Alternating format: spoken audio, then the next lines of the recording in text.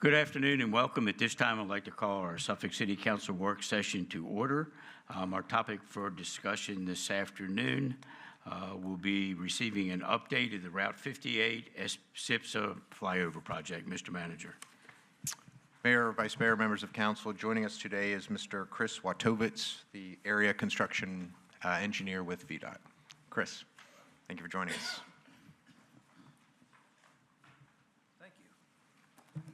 Mayor Duman, members of council, city staff, thank you for allowing us to come in here and give a brief update on our SIPSA, Route 58 flyover project. Here you'll see in this plan view a general layout of the project going eastbound of 58. That's on the bottom here from Portsmouth Boulevard. Is there a pointer on this that will work on these TVs or not? I believe there's some buttons on the screen that may highlight and provide some color. All right, well, I'm going to try and wing it with words here. So if you go eastbound from the left side of the screen to the right side of the screen, you'll enter the ramp onto the bridge. The orange section shown on the screen is the bridge itself, and then the off-ramp from the bridge, which we call the teardrop area, is going through that wooded area along westbound Route 58. And then you merge back onto westbound Route 58 just before Bob Fuller Boulevard, and that would be the end of the project right there at Bob Fuller.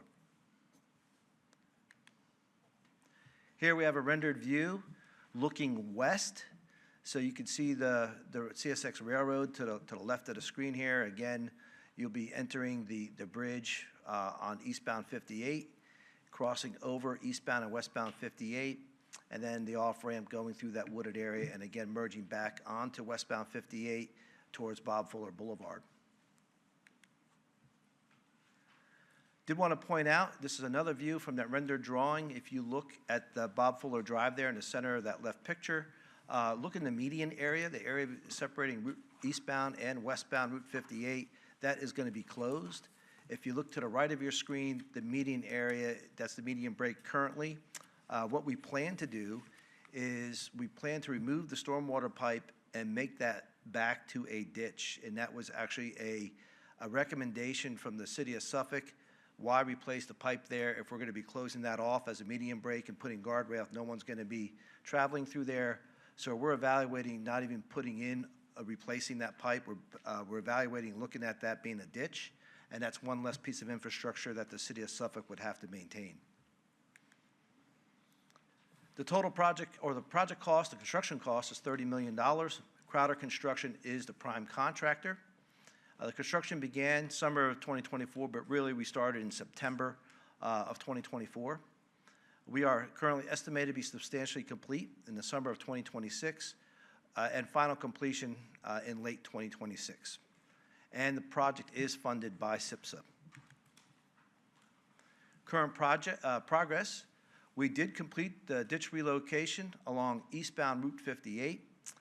We are still grading some areas along eastbound 58, but we are complete with the ditch relocation. We completed Pier 1 and abutment A. If you look to the right of the screen, you can see Pier 1 near the center of the picture and abutment A near the bottom of the picture. Let me go back that one. Oh, here we go. So I did want to add, you're going to see probably starting tomorrow, we're going to be installing the Gravex walls, which is the retaining wall along eastbound 58 behind abutment A. That work is going to start tomorrow and it's going to continue for the next 3 to 4 weeks. And then we're going to be adding a surcharge there. So you're going to see a lot of activity along eastbound 58 right behind abutment A.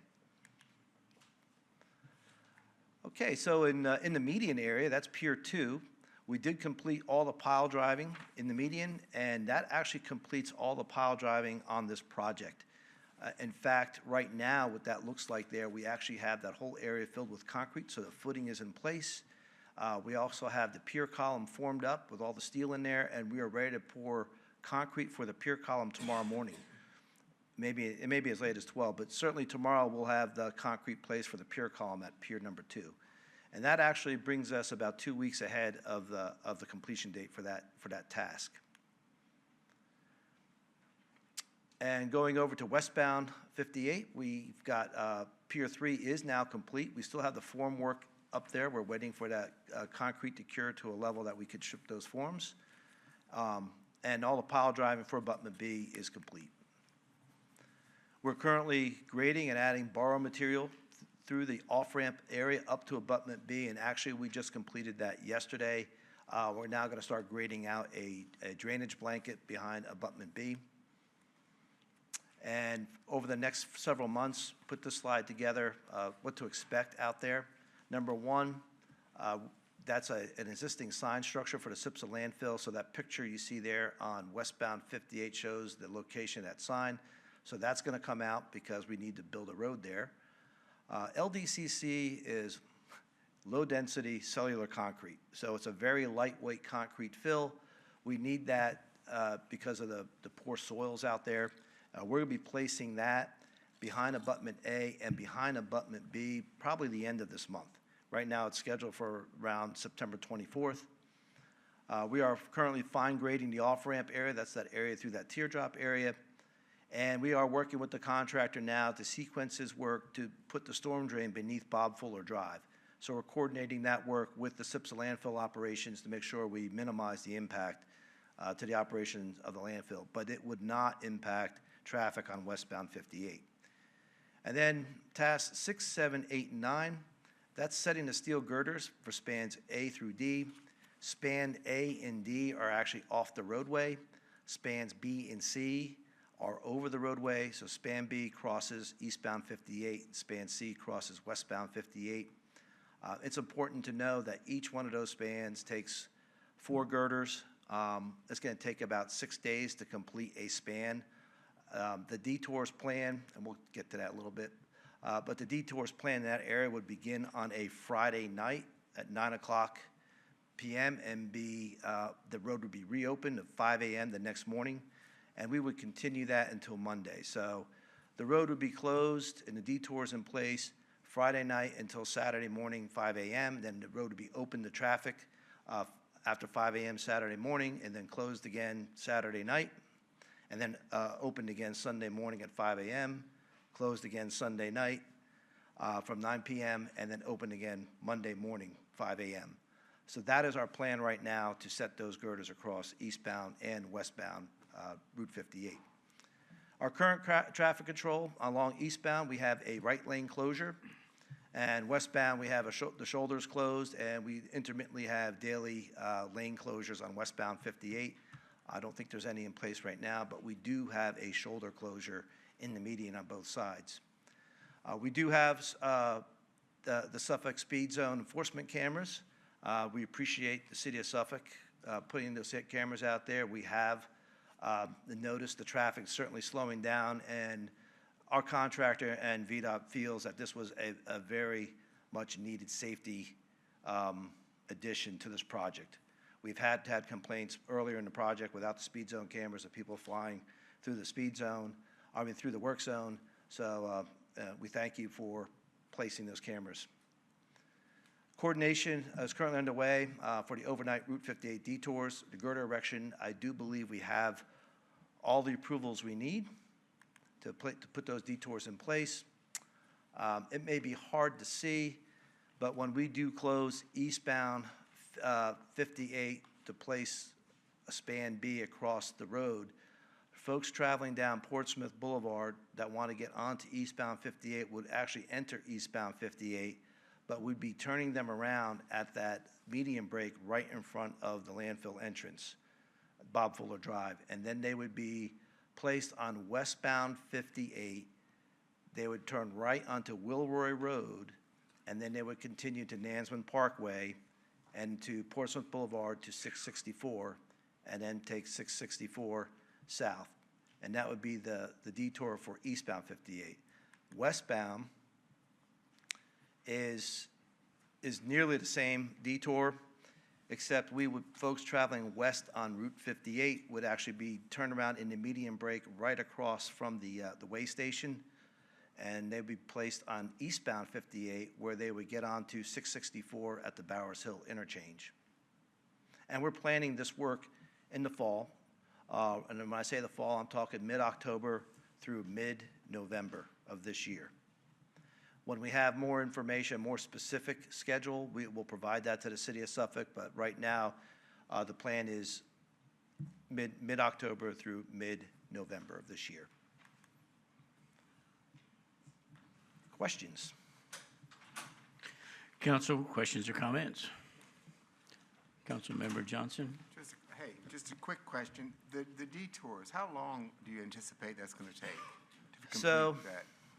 Right now, the schedule shows about 6 days to complete one span.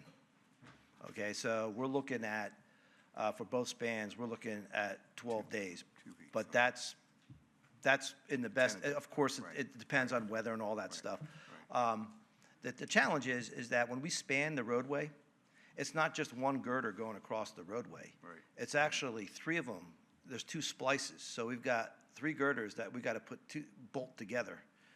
And that's what's going to take the time. And I suspect what they're going to do is they're going to do 1 girder per night, and there's 4 per span. That's why they're giving themselves an extra 2 days in the proposed closure. Okay, good. Thank you. Councilmember Bennett? Yeah, well, actually, that was part of my question too, but this will be 24/7 for 5 or 6 days?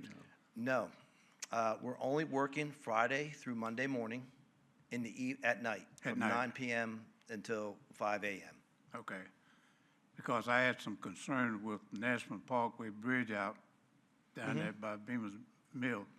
And all that traffic now is trying to come through Wilroy Road as Yep. well and trying to get through. So that was my concern. Yeah, we actually had to change our detour plan because we routed the original detour plan in our contract.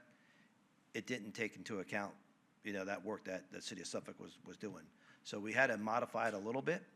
So the plan that I showed today is that modified plan after having the city of Suffolk make some comments because of that work going on Wilroy Road. All right. All right. Okay, thank you, sir. Councilmember Butler Barlow? Thank you, Mayor. So some time ago, we had a full closure of the James River Bridge. It was, a weekend one month and a weekend another month. Are we going to get that kind of notice ahead of time so that people will be well aware that there's going to be a detour and to try to go another way? Our media and communications is awesome. Kelly Albert, I don't know if you've seen her name. She is on us every week. She's invited to we have weekly and biweekly progress meetings with the contractor, which we talk about schedule.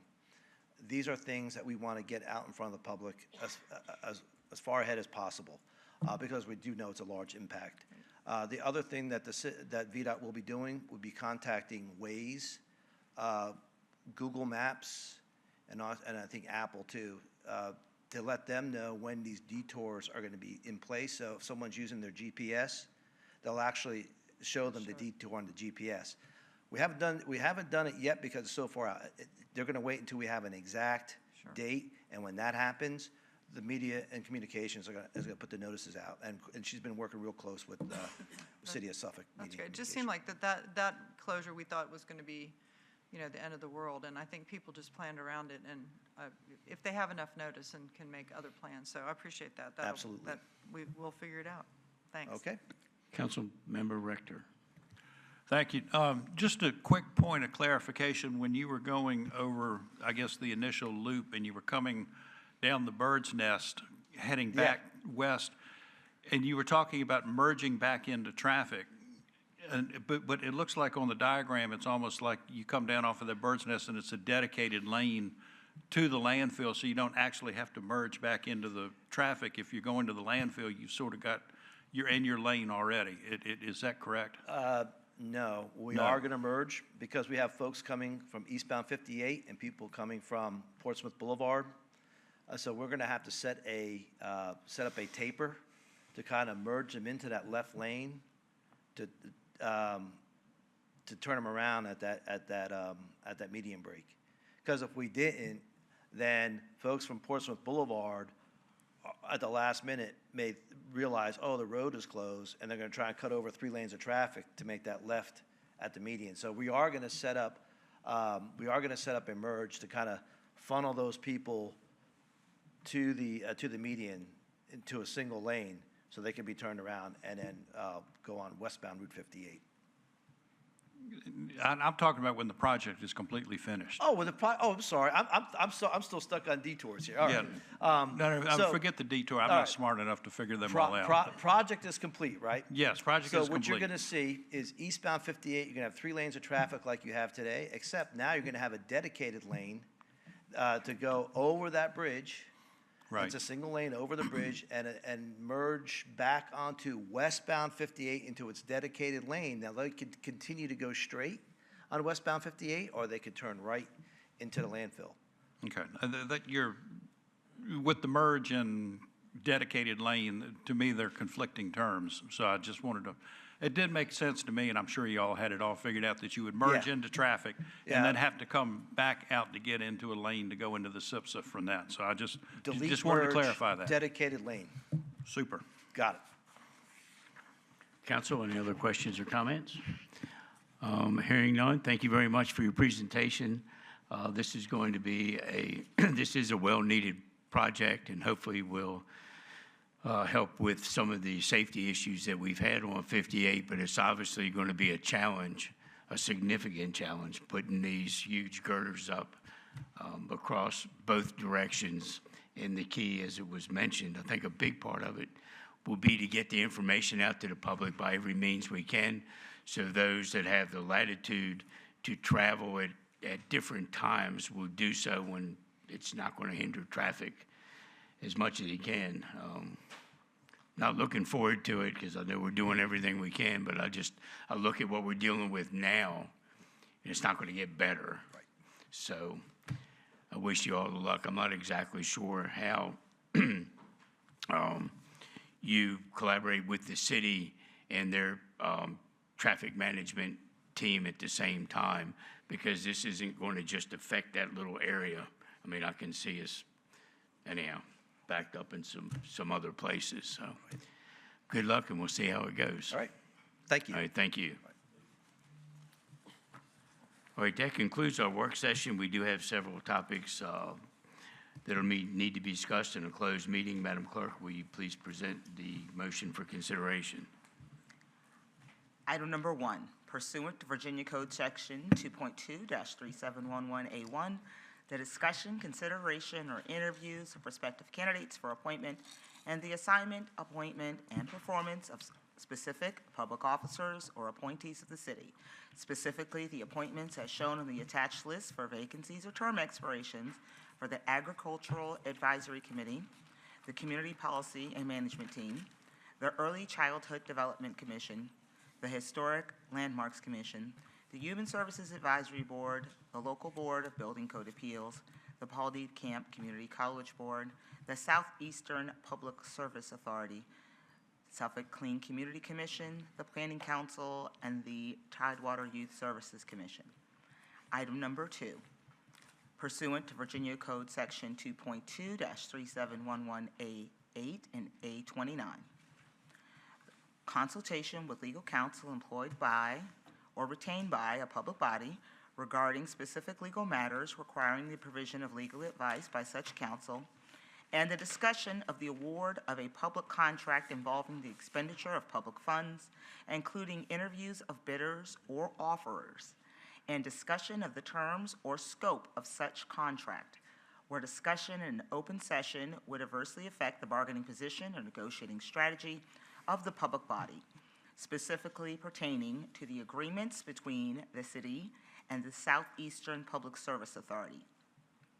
And item number 3, pursuant to Virginia Code Section 2.2-3711A3, the discussion or consideration of the acquisition of real property for a public purpose or of the disposition of publicly held real property, where discussion in an open meeting would adversely affect the bargaining position or negotiating strategy of the public body, specifically tax map parcel 33*14C and 33*14. Council, a motion has been presented for consideration. What's your pleasure? Councilmember Rector? Move to approve. Got a motion for approval from Councilmember Rector. Councilmember Butler Barlow. Second? Second from Councilmember Butler Barlow. Is there any discussion of the motion? Hearing none, Madam Clerk, please call the roll. Councilmember Bennett. Councilmember Butler Barlow. Councilmember Johnson. Councilmember Rector. Councilmember Williams. Councilmember Wright. Vice Mayor Ward. Mayor Duman. Yes. The motion is approved by a vote of 8 to 0. This meeting stands adjourned, and we will reconvene at 6 p.m.